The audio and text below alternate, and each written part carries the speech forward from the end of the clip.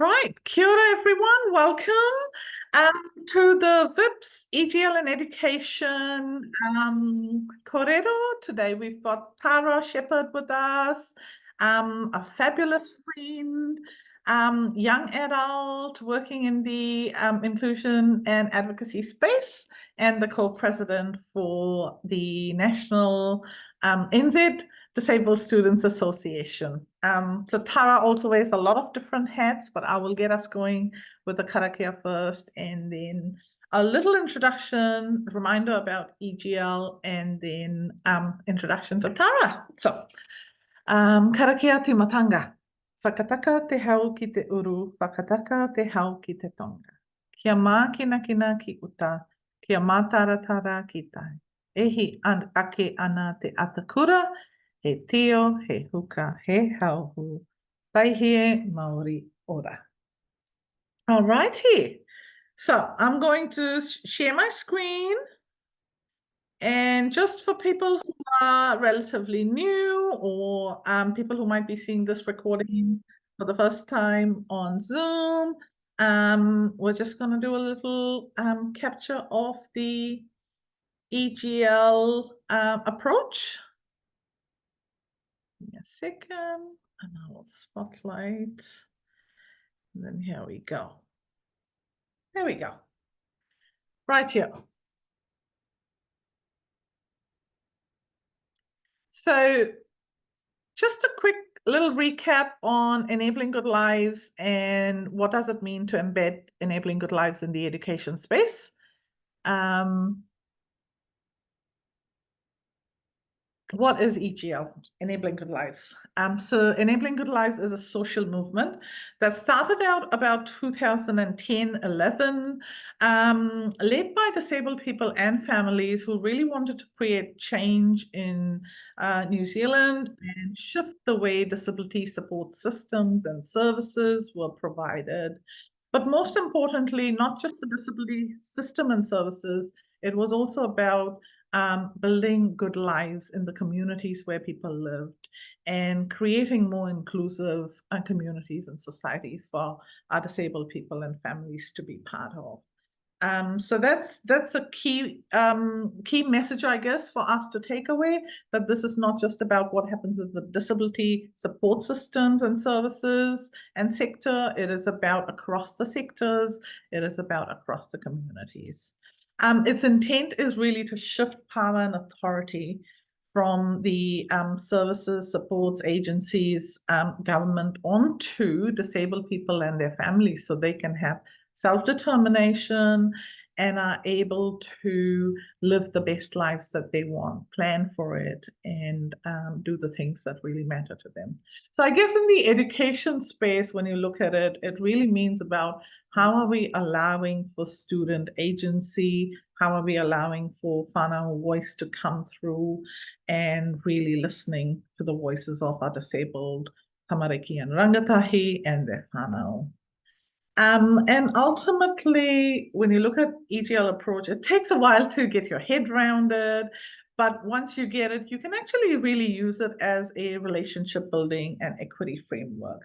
What that means is you can start using it in your day-to-day interactions with the people you meet, people you engage with, whether they're disabled people or non-disabled, whether they're professional service providers, or they are anybody else, you know, like family and friends. It's really about helping people understand the value of disabled children, families, and people, and then making sure they are creating inclusive spaces for everybody.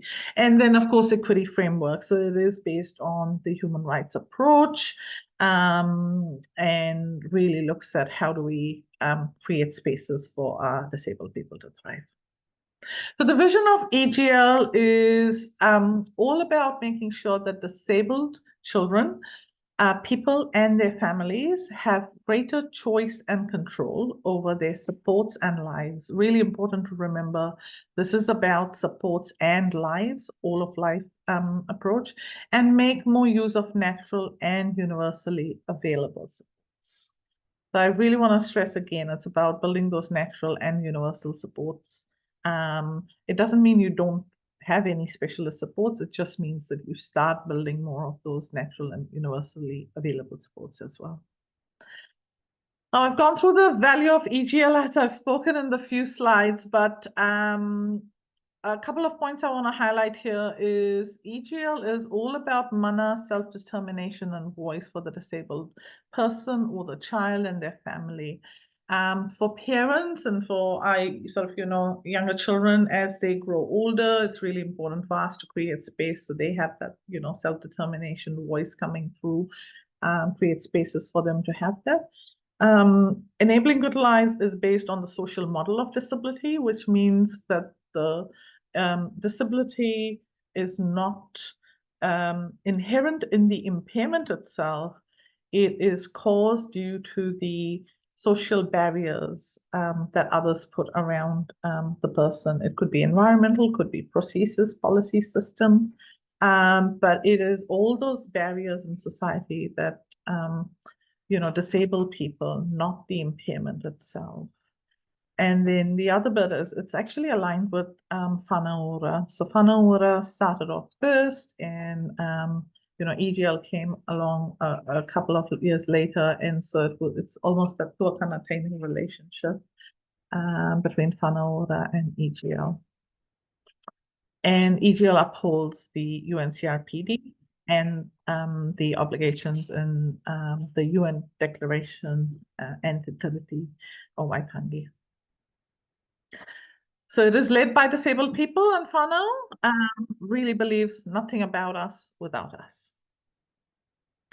So EGL vision and education, just imagine what choice and control might look like in a education setting, whether it's classroom, whether it's the playground space, whether it's assembly or an outdoor trip.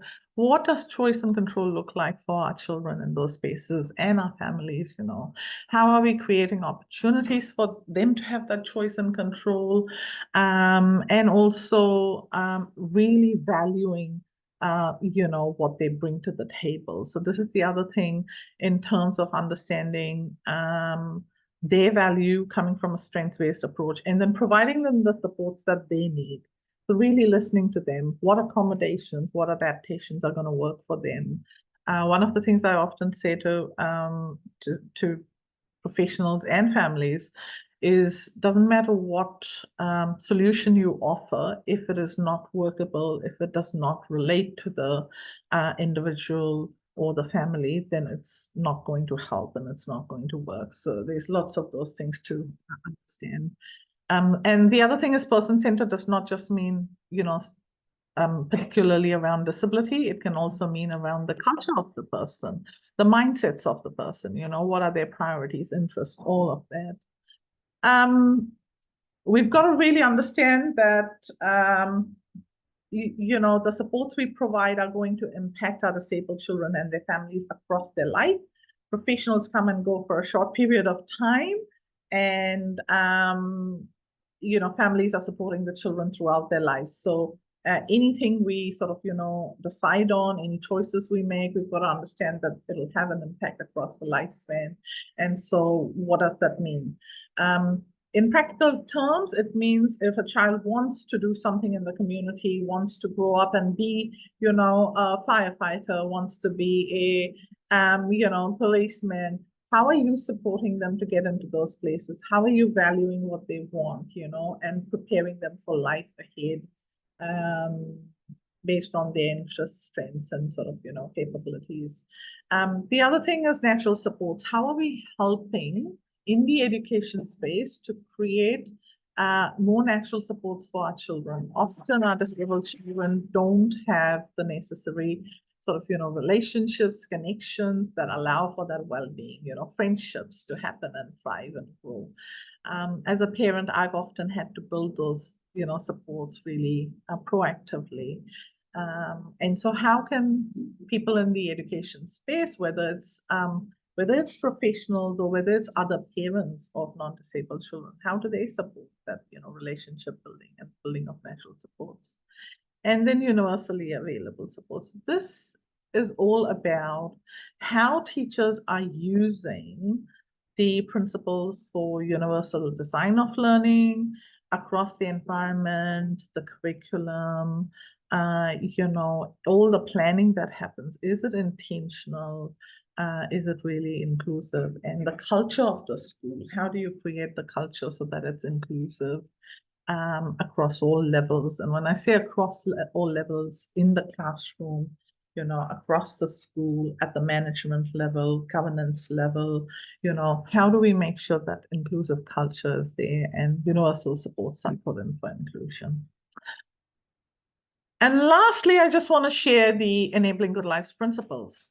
So we've got 8 Enabling Good Lives principles. One of them is easy to use. And as you can see, a lot of the language that we use is also easy to use. Relationship building is a key one. Ordinary life outcomes. This means that kids can do the same things everybody else does, go for their, outdoor trip, camp, have sleepovers, celebrate their birthday, walk to school like everybody else. All those little things matter. Mainstream first. Now, mainstream first is all about having access and opportunities to mainstream settings, whether it's your local playground, your local gym, your local library, supermarket. It's about all spaces being accessible always to disabled children, families, people. And of course, then you can still have those person-centered. So person-centered is another principle, and you can have the person-centered supports put in as well. And when you look at things through a person-centered lens, you're looking at what do they want, what are their needs, what are their interests, all of that as well. So mainstream first and person-centered, I always like to put them both together, side by side. It's not either or, it's the twin track approach of both. Mana enhancing, which means all interactions, engagement needs to uplift and uphold the mana of our children. And that means you have to start out with identifying their strengths. You have to start out with highlighting the positives, the abilities, capabilities that our children come with. And yeah, so how are we doing that in the education space necessarily? And then, of course, self-determination and dignity. Self-determination is about voice, agency, choice control, and beginning early is all about starting early when a need is identified. Doesn't matter what age it is, it's, at whatever stage, when a need is identified, how can we begin early? And yes, we have lots of challenges with resources in the education system. We're aware of that. So think about outside the box. How can you still provide support? What can you do while there's a wait list? What can we do to help our children and families begin early? So that's it. I am going to stop sharing. It's just a little recap, and we will move on to our guest. Here we go.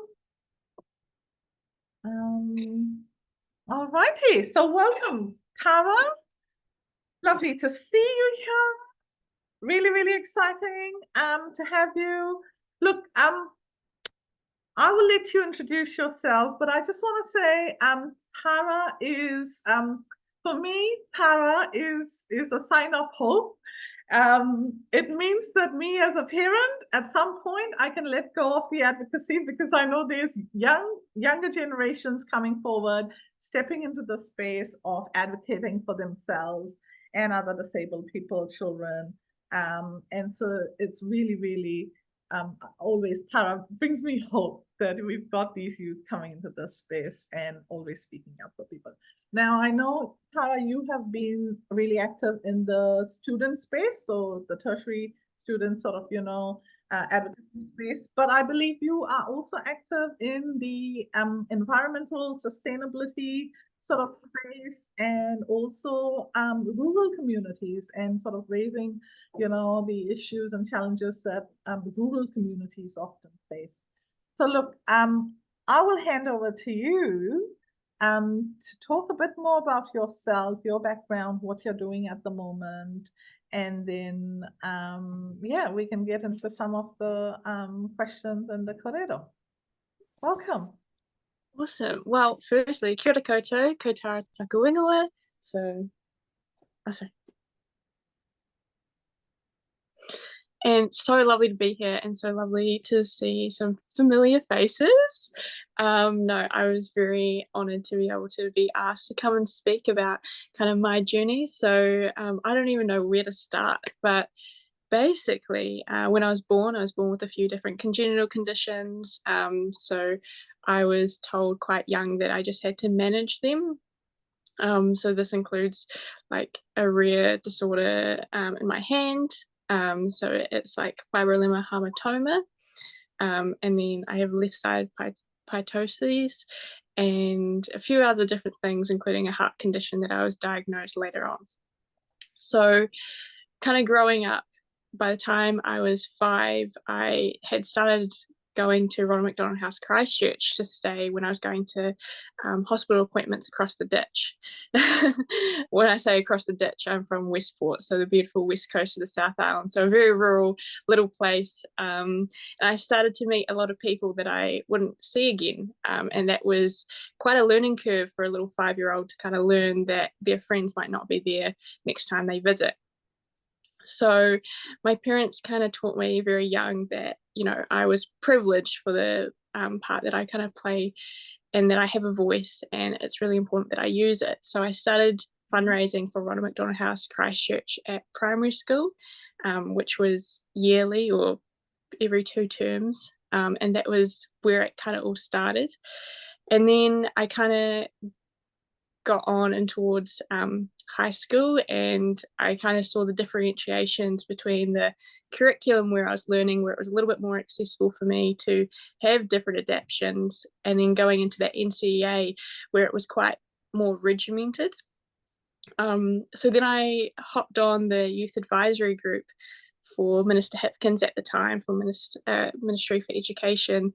And ironically, we were also there during the COVID era. So we were the first group to be consulted on how they were going to roll out education provisions for secondary school students. So a lot of the things actually came from our group that include the hard packs, the computers and the modems that were sent out, which was quite a cool part to be part of. And then alongside this, I have used assistive technology since I was 8. So I have a computer that's actually sitting in front of me right now that I've had since the last year of my high school, so in year 13, which I can delve into a little bit more about that when we kind of talk about some of the EGL principles. And then I kind of transitioned into tertiary education in 2021. So I'm in my 4th year now. And that's also been a challenge trying to get different accessibility areas met for myself, and then also seeing other students, you know, struggle with the system, and kind of just learning that all sorts of different levels of education isn't as accessible as I first thought they were as I was growing up. And yeah, and then I'm now part of the National Disabled Students Association. So I've been part of it for 3 years, and then this is my 2nd term in my co-presidential role alongside Sean Prenter, who is also a lovely, awesome advocate. And it's been really cool to meet so many different people across the motu in the role and kind of cheer on other people's mahi, because at the end of the day, you know, to make things progress, we have to cheer on other people and uplift them. So that's kind of my disability kind of sphere. And alongside that, I've done quite a lot of environmental advocacy, starting very young too, and which kind of led me to be an emergency management kind of consultant, as I was the waste management coordinator during our July 2021 flooding in Westport here. So I was in charge of NEMA, NZDF, and a few other local contractors at 19, which was quite incredible. So since 2021, it's now led me into different areas where I'm looking at accessibility and inclusivity and emergency management for our local communities around the motu. So that's a little bit about me, and yeah. Wow, that is amazing, Tara. I knew about everything that you've done other than the fundraising when you were little at the school. So that is amazing that you sort of started out so early. And I guess that shows your resilience in the space because you've been here for a long time. But also, I guess I've always admired your enthusiasm and your positivity to keep going because I know even as a parent, I know it's exhausting at times. And I'm going to go off track. Let's forget about education for a minute, but I want to know, how do you keep it up? Because this is really important, isn't it? The whole well-being. You're on a journey of advocating, and it's not something you know it's not going to get, finished off in 5 years or 10 years or 15 years. You're going to have to keep going at it.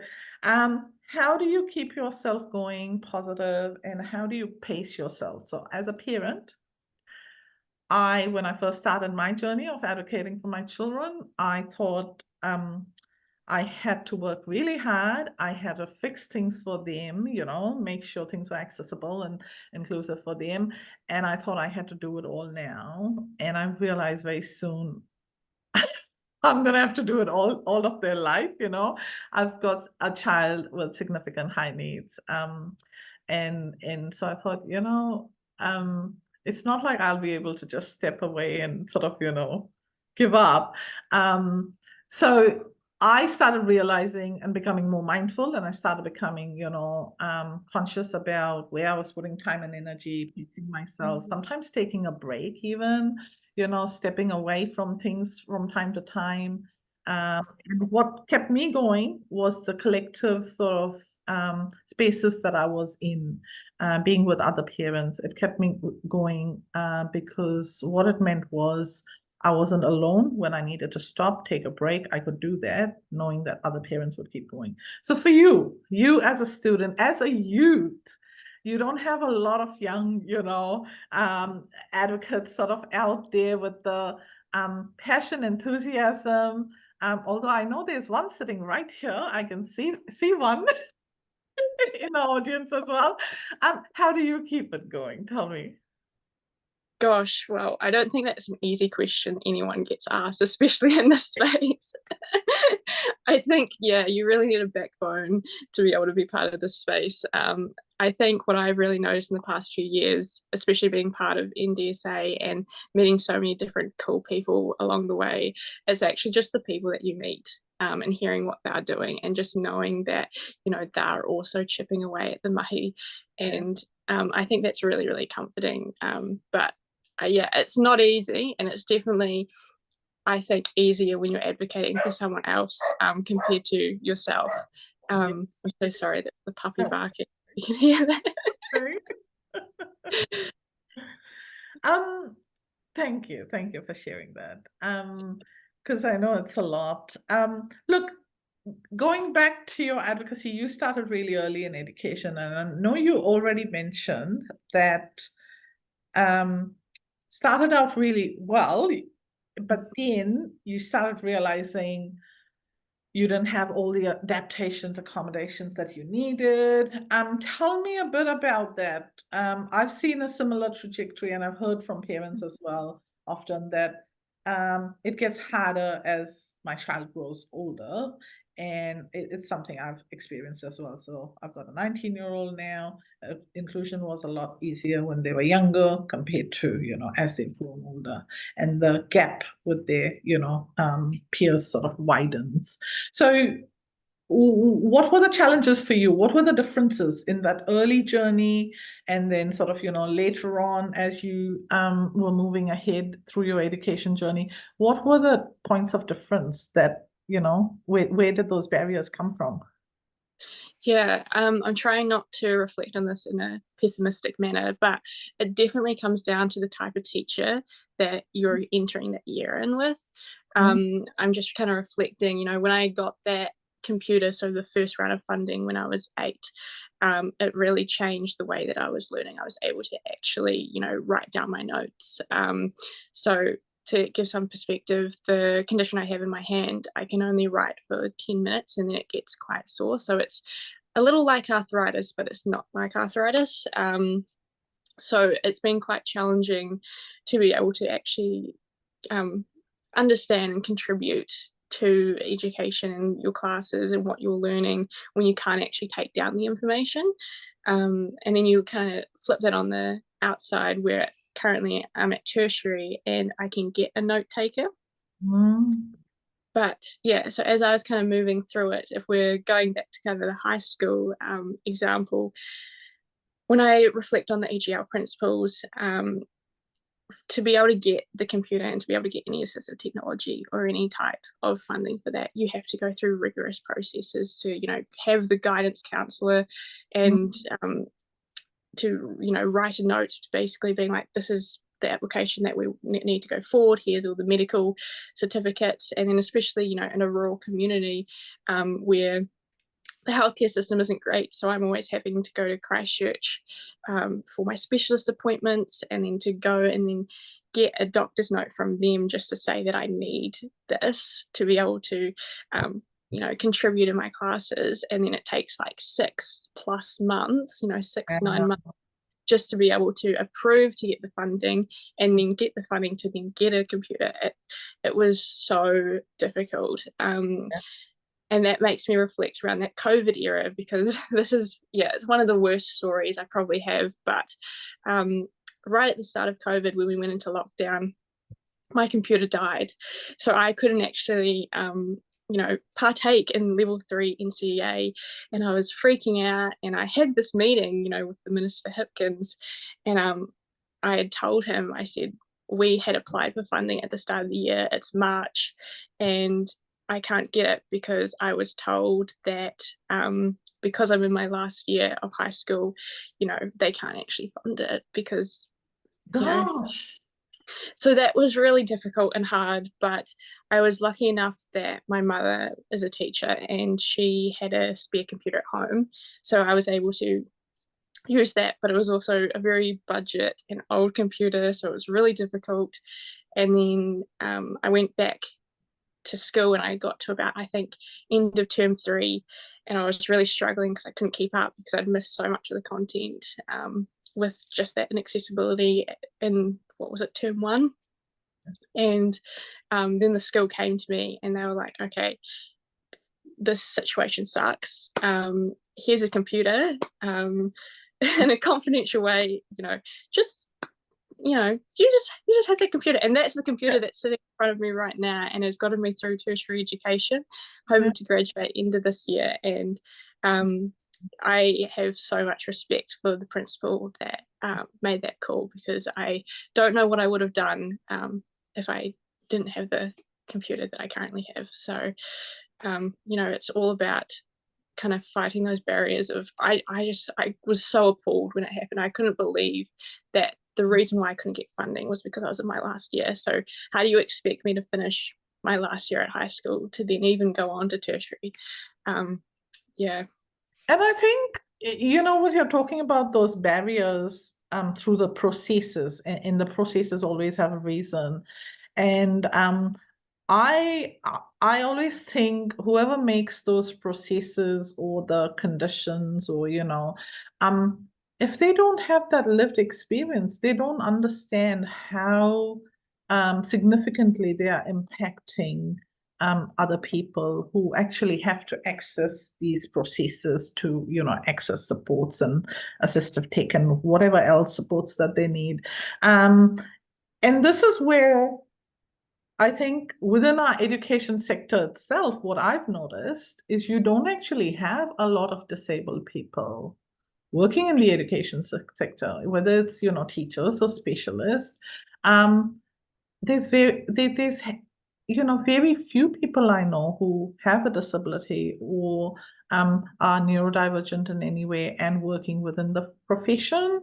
And I think even if people are working, often they kind of grit and get through it, and it's not always known that, because I've had teachers, I've had conversations with teachers as well who are neurodivergent, and they've said, oh, if I say I'm neurodivergent, then I don't know how people are going to perceive me. And so I've got to grit it and get through it. And it's hard. And for me, what I keep thinking is, if we don't have the right role models in education for our children, then how will they, start valuing disabled children who access, education? So I've been really sort of, thinking about how and why and where can we increase the actual employment of disabled people, neurodivergent people in the education workforce itself. Did you ever have any teachers who sort of were your who really, really impacted you in a positive way? Because I know you've mentioned initially, the type of teacher at the beginning of each year, determines how things are. And actually, you've reminded me of two things I used to do at the end of each year. So this was before the way sort of the NASC assessment was done. It was done every year earlier. Now it's sort of 3 to 5 years. But at the end of every year, I'm not kidding you, October, November, I would be like this. I'd be like, oh God, please, let's have a good teacher, have a good assessor, good teacher, good assessor. And that was my thing for October, November, December, let's make sure we get good people on board who understand us, get us, and, we can sort of, life can be a bit easier. So I absolutely hear what you're saying and feel what you're saying. How did that make you feel? Did you ever have that anxiety of beginning of the year? Like, who's the teacher? What's going to happen? Did you have good transitions, bad transitions? Tell me a bit about that. Yeah, I mean, it's kind of interesting because I've been doing a lot of reflection in the past couple of years about my experience at primary school, especially. And I think it's a little bit difficult to kind of really reflect on that time because, as I mentioned, my mother was a teacher. So potentially I might have got either better or, maybe more negative depending on the teacher. Interaction with that. So I didn't necessarily have the anxiety at primary school. And also that comes from internalized ableism, where, I have invisible disabilities where you could look at me and you could be like, oh no, she's fine. And I've just been able to, be perceived that way throughout life, especially in my environmental work. I talked about this about a year ago. It's really difficult where I feel like I do have these two different identities in my life. And it's really hard to be able to merge them in a an accepting manner in some spaces. And when I reflect on your question, I'm definitely thinking more into high school. I had this really awesome teacher, and his name was Dr. Kaplan, and he's since passed, and that was quite horrible news a couple of years ago. But it wasn't even necessarily the way that he was teaching the class or helping me or asking if I needed any extra accommodations. It was just the genuine encouragement that he had in all aspects of the way that I was learning. He also taught badminton, and I was a person that threw myself into absolutely every extracurriculum. So I was hardly ever at home. I was doing sport. I was, singing for some reason. Yeah. But yeah, I think for me, it was just kind of just being seen as a person rather than, being helped. Because I definitely reflect on some times in primary school and a certain teacher, I feel like she was almost fed up with my requirements. And yeah, that was quite difficult to think about where, for example, there was this one time that she yelled at me and she was like, oh, like, where is this thing? It was due yesterday. And I'm like, it's on your desk, it's on your desk in front of the whole class. And my schools have never been above 350 people. Wow. But my year, I think, was about 60 people in one year. It was around like year 5 and year 6. So it was like a merged class. Yeah. And I remember this extremely vividly. And I was like, no, it's on your desk. I'd printed it out and it was on her desk and it was all fine. And then she came back maybe like 2 hours later and apologized to me secretly that no, it was on her desk. And yeah, just going forward from that, it was very difficult that year because, like I said, it just didn't feel like my accommodations were respected. Maybe she was also going through her own challenges in life. So I can't excuse um, the way that it was, but yeah, it was a very interesting time. I think that's very generous of you to say, maybe she was going through something in life too. But I think I think it's so important for us as adults, whether we're teachers, whether we're parents, to be really self-aware and mindful of how we bring ourselves to our kids and how we interact, engage with them. Um, because they hear and they pick up on all the subtle sort of, cues, the kind of language we use, the kind of behavior and mannerisms we have, just the body language, tone, all of that. And our kids pick up on all of that. So it's really important, I guess, that teachers, parents, adults who are interacting, engaging with our disabled children are really sort of, mindful about how they do it. But I love what you said about how you had that enthusiasm, you wanted to do everything, and the teacher you valued the most was not the one who did the specialist this and specialist that, or gave you all the accommodations and perfect adaptations. It was a teacher who had expectations of you, um, of your capability, and allowed you an opportunity to have all those ordinary life outcomes, isn't it? And alongside those, those implied expectations. So I think that's really powerful for me, because as a parent, when I started my journey, I used to always think about and focus about giving my kids all the specialist stuff and the specialist funding or specialist approach, specialist strategy. And pretty early on, thank goodness, I started realizing, I'm like, goodness me, like everything is specialist about us. How do I get to be a mom, and how does my child get to be a child, like where's that time? How does that happen? And so I really made a conscious effort to focus on the ordinary things in life and starting to do that. And all the grocery shopping was a nightmare. I was like, I'm going to do it because, this is what all families do. It's an ordinary life thing. And I'm going to go to the park. And it doesn't matter if I have to have, all the restraints and leashes so I can manage, one mom and two children. It's okay. I can do it.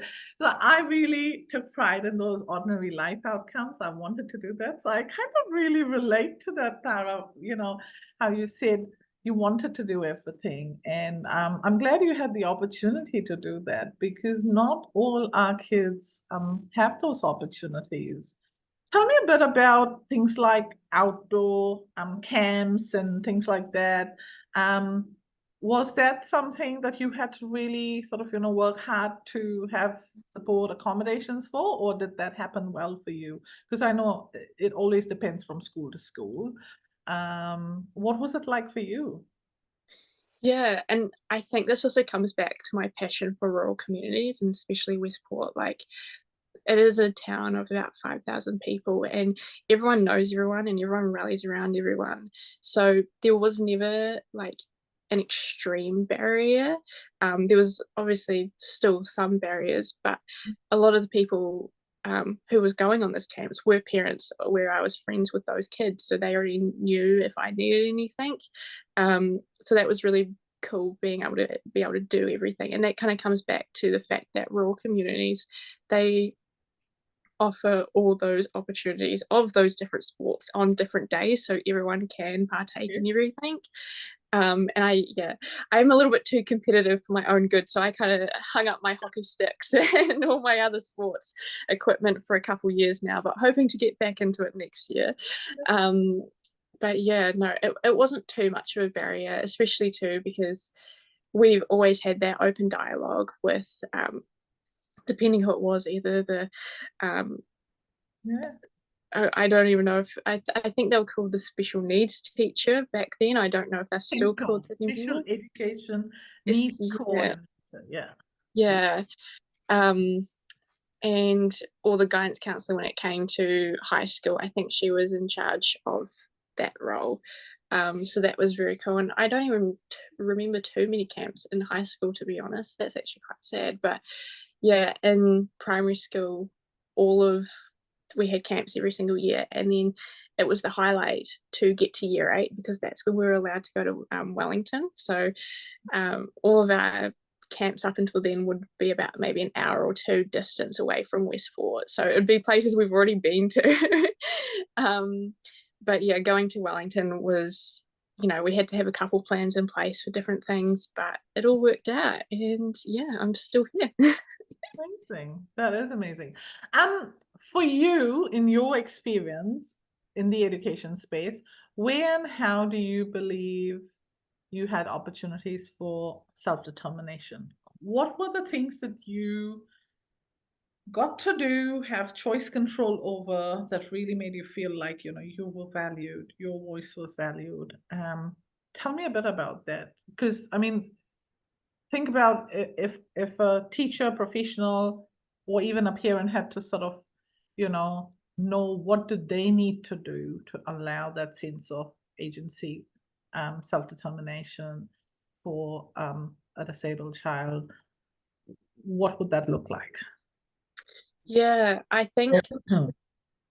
I think this stems back from kind of learning that I had a voice when I was 5, which might not have been the best thing because I definitely was loud when my voice when my voice was being diminished, especially in high school, and not many teachers really liked a student talking back or knowing that they had rights. um, and yeah, I think it was a really interesting time because now I'm also thinking too that self-determination at university. um, University has probably been the most difficult place for me to get my accessibility needs met. And I do think that also kind of comes from a space in which, because I've been an advocate for so long, others who's in the system may feel that I can advocate for myself on different things to my lecturers or the professors. Um, and that can also be quite difficult for a disabled student where Mhm. you've allowed them to have this voice for so long, and then when it gets to, let's say adult world, Mhm. these professors have a lot more hierarchy or authority than what you had experienced with your teachers previously in primary and secondary. So it's been really hard to actually find that self-determination at university. I've had to medically withdraw from papers. I've had all sorts of things said to me, especially last year. I was told to prioritize a paper over taking leave Yeah. because I was quite unwell. So that was also Wow. really interesting. Yeah. So it's kind of really hard to kind of say because I still don't know yet, and I'm also looking forward to the future of, will I have kids one day and what will that curriculum look like, or and what will that high school look like and what will that tertiary look like? It's really difficult, but yeah, I'm still lost for words. From what you're saying, what came across to me when I was listening to you say that, some adults find it hard, at tertiary, there's a hierarchy and in the expectations are different. I was thinking in my head, I was like, there's more egos there. And there's more of a authoritarian approach, so to speak, from what you're saying.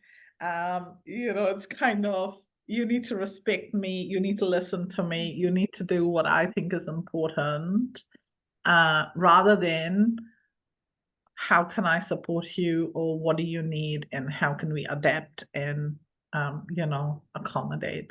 That's what I was thinking in my head when you were saying that. So really, really interesting. Um, I want to just quickly touch on one point. Do you believe that because you were in a close-knit and small community and a small school, do you think that impacted your early years, having it a bit easier and then, university is much bigger, a lot more unknown, uncertain. And do you think if you were better prepared for university, do you think that would have made a difference, or is it still to do with individuals? I'm trying to figure out what would have helped give you more self-determination, choice, control, voice in the university space. Would a better transition, more information, more preparation have helped, or not? Yeah, no, I think that's a really interesting dilemma, to be honest, because one of my core values is community, and that purely comes from the fact that we have just such a tight knit community here in Westport because of how rural we are. And everyone knows everyone, like I said, and everyone knows everyone's needs and how those can be met at an educational level.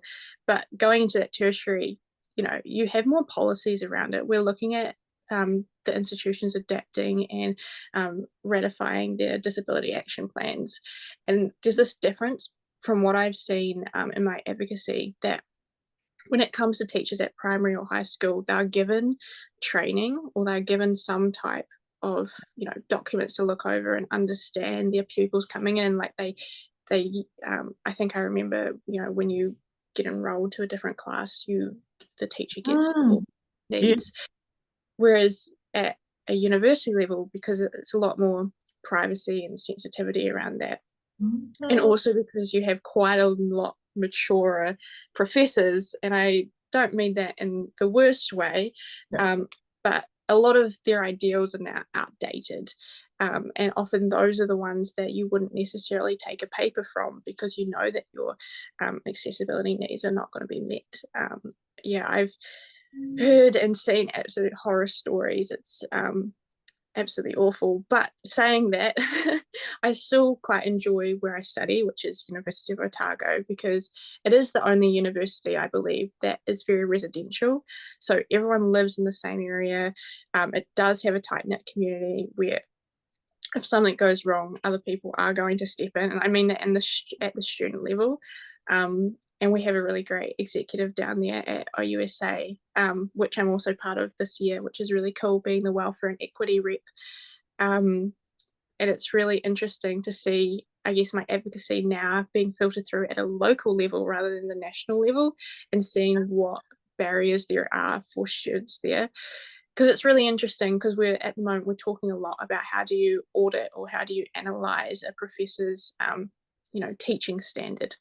Yeah. And because especially with COVID, a lot of my generation, we've kind of distrust a lot of the surveys and things that come our way, because we're like, how is that information going to be used? Yeah.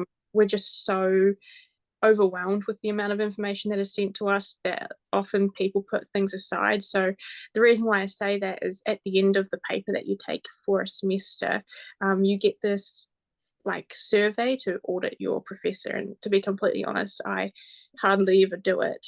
It's super long, and I don't necessarily see any benefit from the things that when I have made notes. And it's really difficult, because I do believe that the contract between a professor and the university as an institution is quite it has a lot of autonomy for the professors. So at the moment, we're trying to rally for universal lecture recordings and closed captions down at University of Otago for OUSA. And I really deeply believe in that, because I could tell you so many different stories about different apartments where, for example, you have a paper where you have 3 tokens, and those are the 3 tokens you're allowed to use to watch your lecture. So I had a friend who couldn't go to a lecture, and she's like, oh, well, I can't use my token to watch that lecture, because I'd have to save it for the end of the semester before exams. Wow. where in comparison to me, I've been quite lucky that most of my papers have all been recorded. So Mhm. universal lecture recordings, like I said, but not with closed captions. And I find closed captions quite helpful. And I think there's been a recent survey, I think it was either in Ireland or the UK, and I think it was above 80% of people in my age demographic use closed captions daily for all sorts of different mediums. And, you know, on top of that, it's also the you have benefit for international students who come in and need a little bit longer to understand people's dialect, and then also, you know, people who are bilingual, you know, and English might not be their first language. I think it'd be really, really beneficial. But yeah, going back to that, because of this, some lecturers kind of look at their content as their own, and that by recording it is breaching their own privacy and their own rights. So Yeah. yeah, it's Really really interesting. interesting. Yeah, Yeah. absolutely, absolutely. And I mean, you know, I can see that. I can understand that. Um, but I also wonder, where is the opportunity to have those conversations? I mean, like you say, a survey is a survey. You put down stuff, you don't know who reads, doesn't read. Do you have opportunities to actually discuss these things? Or is that the kind of stuff, obviously, you know, you do in your into the essay sort of, you know, space? Um, but yeah, what would help? What would make it easier for disabled students to, I guess, then self-advocate at that university level? This is something really fascinating and new, because we're always talking about, you know, transition from school to community and things like that. I haven't actually had conversations about university and, you know, what does accommodation look like in that space. Um, so yeah, and obviously I'm guessing each university has their own set of, you know, accommodations and adaptations that they offer. Like NCA have a set of SACs, so they've got the, you know, assessment, specialized assessment conditions.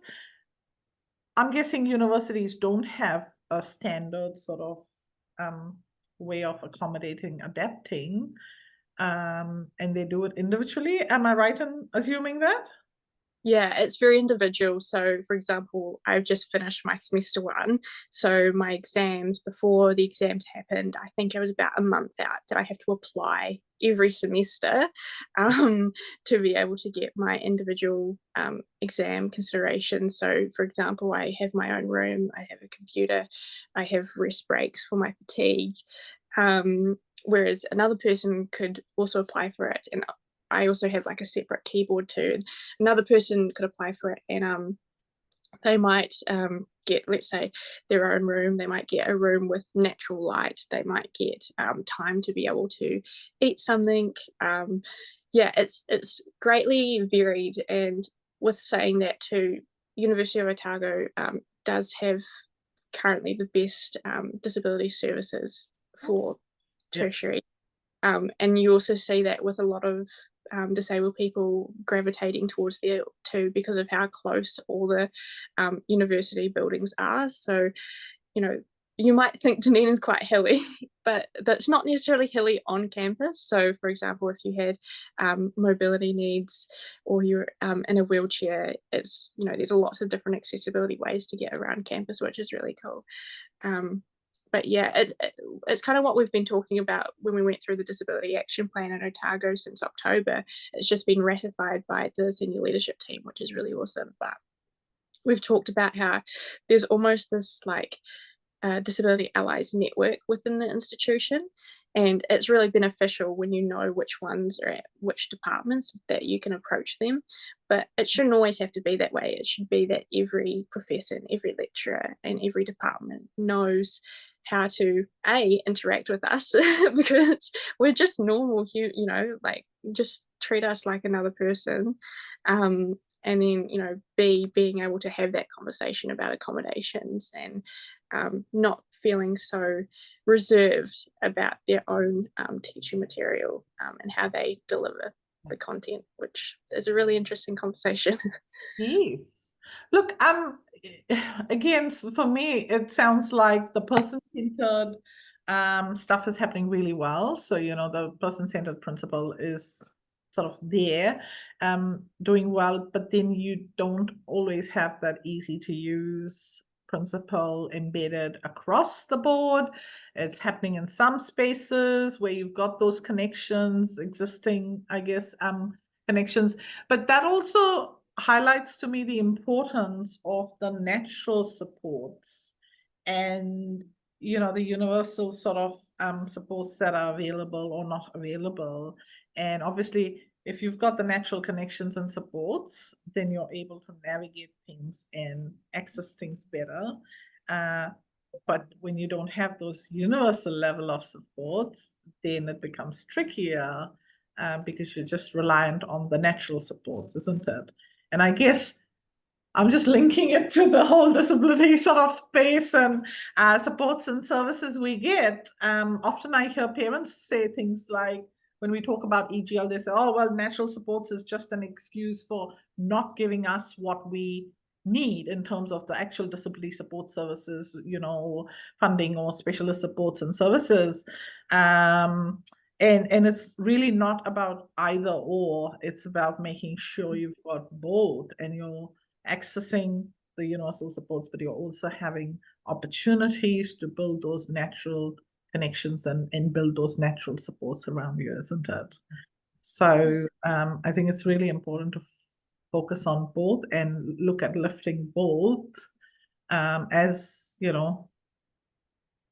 disabled youth, but also for families. I think it's a real good reminder, and for educators, professionals in the education space, it's a good reminder about what they need to sort of continue working on. It's not either or, it's both.